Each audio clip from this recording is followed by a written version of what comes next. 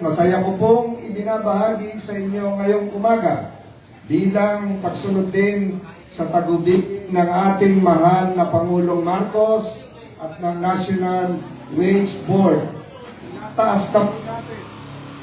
Tinataas po natin ang sweldo. Tinataas po natin ang sweldo ng lahat ng manggagawa dito sa Metro Manila. Makikinabang po ay 1.1 million daily wage earners.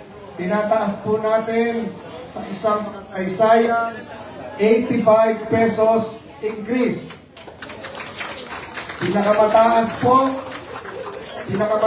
po yung 85 pesos bawat araw para sa manggagawa sa pribadong sektor.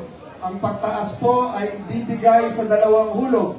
60 pesos effective July 19, 2026 at 25 pesos sa Enero 2027.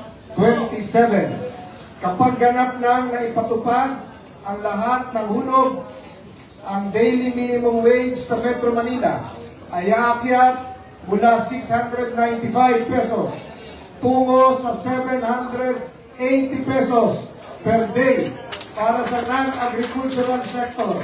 Para naman sa agricultural sector, service and retail establishments, kagaya po dito sa pumapalibot sa palengke ng Malabon, na may empleyadong 15 o mas mababa, at manufacturing establishment sa Metro Manila na may empleyadong mas mababa sa 10 trabahador, ito ay tataas mula 658 tungo sa 743 pesos. Tayo